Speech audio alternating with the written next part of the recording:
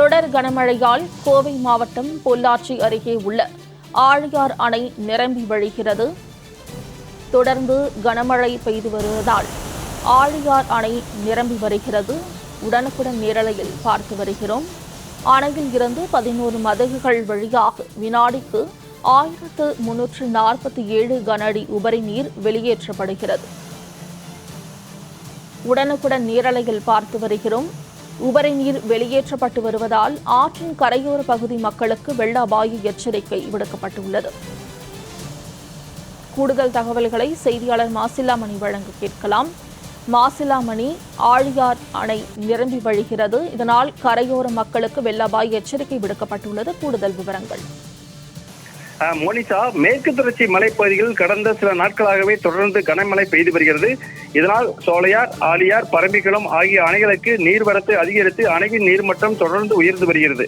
இந்நிலையில் கடந்த ஒரு வாரமாக மழையின் அளவு குறைந்த போதிலும் நீர்பிடிப்பு பகுதியில் இருந்து வரும் தண்ணீர் ஆழியார் அணைக்கு நீர்வரத்து அதிகரித்ததால் இதன் முழு கொள்ளளவான 160 அடியில் 119.50 அடியை எட்டியது. இதனைத் தொடர்ந்து இன்று காலை அணைக்கு நீர்வரத்து வினாடிக்கு 1225 கன அடி நீர் வந்து கொண்டிருக்கிறது. இதனால் அணையின் பாதுகாப்பு நலன் கருதி தற்பொழுது 11 மதகுகள் வழியாக வினாடிக்கு 1347 கன அடி உபரி நீர் ஆற்றில் திறந்துவிடப்பட்டுள்ளது.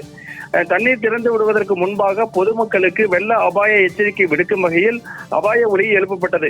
அணையிலிருந்து தண்ணீர் திறந்து விடப்பட்டுள்ளதால் ஆற்றின் கரையோர பகுதியில் வசிக்கும் ஆனைமலை, அம்பராம்பாளையம் போன்ற பகுதிகளில் உள்ள பொதுமக்கள் ஆற்றுக்கு செல்லக்கூடாது என வெள்ள அபாய எச்சரிக்கை விடுக்கப்பட்டுள்ளது.